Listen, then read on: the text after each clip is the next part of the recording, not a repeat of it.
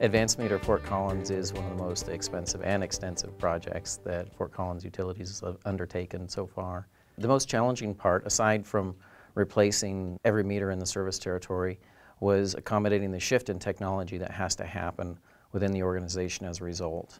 For this project, Fort Collins didn't have all of the resources to take care of the mass deployment, but for doing initial deployment phases, Fort Collins did use their own personnel to do an initial deployment area of about 5,000 electric meters and about 3,000 water modules.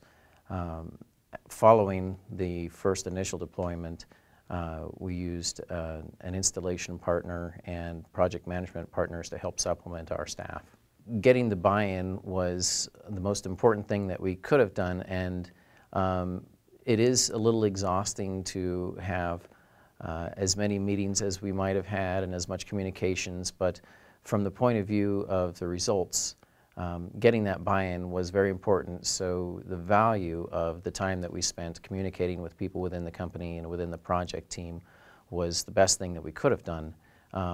That value was immense, because as it is now, we have almost everybody who's worked on the project has ownership and cares very much about how well the project functions, how well the system functions, and the product as a result was that much better. I think the best advice that I could offer to any utility that was looking into something like an advanced meter project or any grid expansion where they might be adding more control or capability is to make sure that you do have that buy-in, to make sure that you have the problem statement for the organization in front of everything. We are doing this because those things really help. And then once you do have the problem statement forward, having everybody involved and maintaining all the communication that's needed to make sure that people start with their buy-in and keep on with ownership of the project.